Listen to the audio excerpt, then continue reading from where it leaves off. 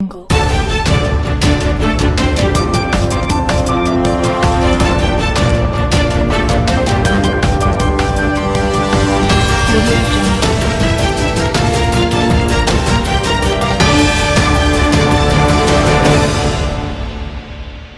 ain't breaking news.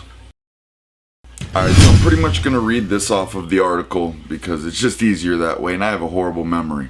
So this dude was charged with theft of $1 million plus in Snap-on tools. This is from 2015. It's pretty old, but it's pretty interesting at the same time.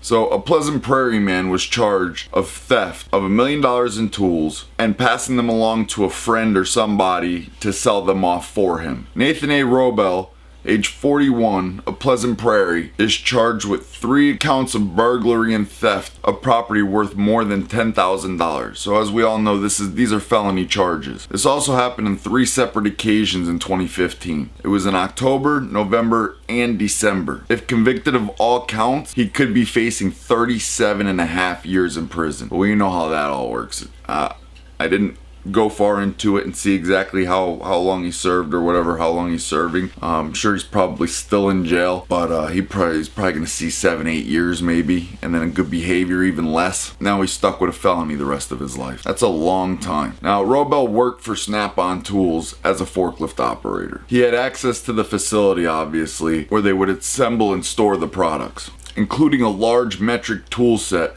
which is primarily sold overseas. The kit retails for $35,000. Guys, a metric tool kit retails for $35,000. What the fuck is in this tool kit? I mean, we all know it's Snap-on, but at the same time, Jesus Christ, $35,000. That's a house. Each tool kit he stole was a house. Granted, not a very big house, maybe not a nice house, but it's a house. Hell, you can get a Lotus for $30,000. Good night. Now it says here, according to the records, Robel and another person entered the warehouse 3 times and stole 30 of these kits. 30 of these kits. That's $1,050,000. That's insane. It's crazy. 30 kits worth $1 million. That's nuts. Now for the most part, Robel was receiving only $1,500 to $2,000 per kit. And then when he was handing them off, they were selling the kits for whatever they got for them. But that's what he was receiving, $1,500 to $2,000 per kit. It's not a very good cut. And then again, whoever was reselling them they were breaking the kits up and selling them individually as well. Because you probably, I don't know if you'd get more or less if you broke them up, but you'd still get a good chunk of change. More than $1,500 to $2,000, I'll tell you that much. Now it says the Kenosha News is not naming the second person because he is yet to be charged as well, and they don't know how deep his involvement was in the situation. They were holding off. Remember guys, this is the past. I don't know what happened. I just saw the article, thought it was interesting, wanted to share with you guys. These 30 kits were stored in the warehouse after a canceled order was placed. A large canceled order in 2013. So they were sitting around for a good 2 years, which is probably why he targeted them. They were sitting there 2 years, never moved, figured, oh, easy breezy. And I guess there was a ton of kits, so he figured no one would miss 30 kits. But you gotta figure, $35,000 a kit. I mean, let's face it, it's Snap-on, it's a lot of money, but still, $35,000 kit, all metric, that's got to be a big container, big box, you know.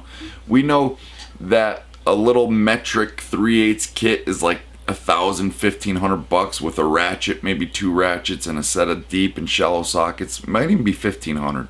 I know it's something ridiculous, but that's a kit this big. So I guess the $30,000 kit would be pretty big. Unless these were all, you know, like 1-inch drive and stuff like that. Because my 3-inch 1-inch drive socket alone was $700 just for one socket. Alright, so it could have been something along those lines. But then that would still be a massive package container. So after the order was canceled, Snap-on was storing 70 of these kits on a pallet in the warehouse. In December of 2015, Snap-on realized that 20 of the kits were missing. And then in January of what would be 2016, noticed another 10 kits were missing, unless it was 14 to 15. So I'm sorry, it was 14 then to 15. So in 15 they noticed another 10 kits were missing. I'm not a news anchor, I'm not a news person. This shit ain't perfect. I don't care. If you don't like it, click off. So what does good old Snap-on Corporation do? They hired an investigator. This investigator quickly went to work and started hashing shit out and figuring who went where, what went where, and how went who. So I guess one of the first things they did, which was probably the best idea, this investigator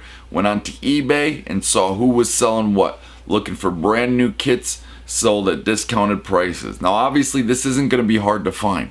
Now this is where they effed up, because you don't get these kits at $35,000 a piece.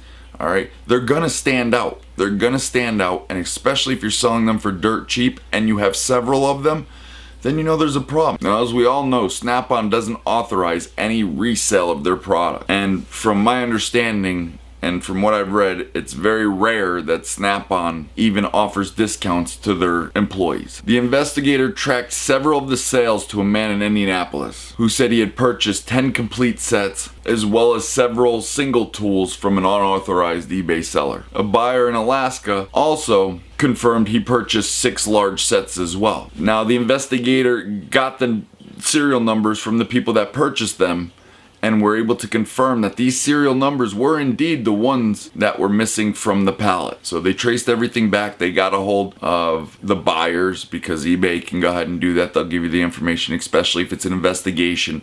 So they contacted the buyers, and you know, I'm sure they kindly asked if they wouldn't mind providing the serial number to the kits. This way here they can cross-reference everything and see if it did indeed come from the Snap-on factory, from the pallet that was missing these kits. Now, communications between the Indianapolis buyer and the local seller stated that the kits would be sold for about 1/3 of the retail price. Now, the seller owns a body shop in Kenosha. After a search warrant was executed at his business and home, he told the police that he purchased the toolkits from Robel.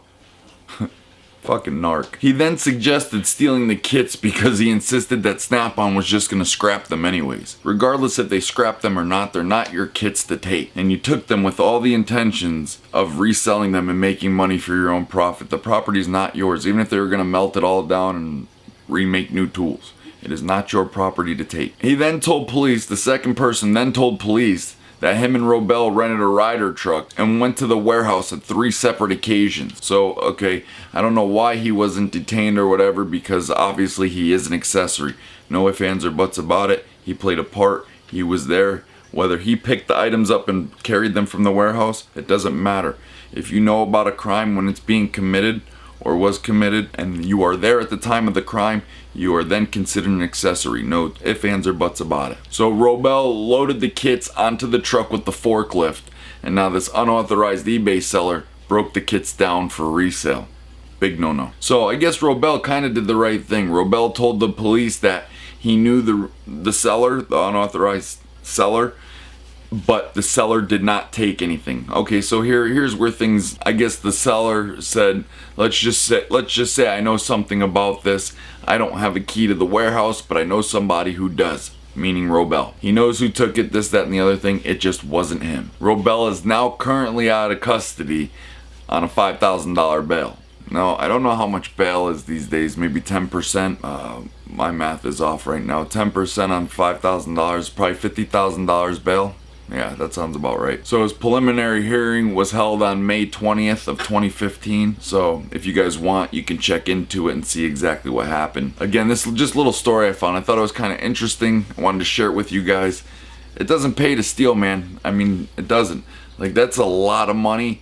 And remember, anything over $10,000 is a felony, and felonies stay with you the rest of your life. You can't get a gun. You can't. It hinders so much your life, it's not even funny, and it's just not worth it. You know, it's crazy that a tool, something you can get at Walmart or somewhere else, because of the name on this tool, it would make somebody go and do this. Like, that's crazy. A tool will make somebody go and steal, you know, just because of a name on a tool. That's nuts. I mean, we all know Snap-on is better and Snap-on's quality is good on most of their items, but still, it's still pretty insane to think. So remember, guys, keep your sticky fingers in your sticky pockets. Don't steal shit. That's all I got for this video. I hope you enjoyed it. It was just a quick little thing I saw. I wanted to share with you guys, and again, I hope you enjoyed it. Remember, guys, if you want to support the channel, go in the description of this video. If you plan on shopping on Amazon, please use one of the tool links in the description just to get to Amazon. You don't have to buy the tool, just use the link to get there. Anytime you want to shop on Amazon, come to one of my videos, click on one of the tool links in the description, and it's not going to add it to your cart or anything. Just click it to get there and then shop as you normally would in checkout. It knows that you used one of my links, and then I get a commission on your purchase. So greatly appreciated, helps a lot, and it means a lot. Also too, if you feel like it and you want to, another great way to support the channel is become a Patreon. You can do that as well by the link in the description. Also, if you guys are big Milwaukee fans, like big huge Milwaukee fans, be sure to go check out David Young's Milwaukee Tool page. The name of his page is Milwaukee Tool Nation. Guys, he's killing it on there. His members are growing. I actually have a video dedicated to that coming up. I've been working on it. It's gonna be a pretty cool video.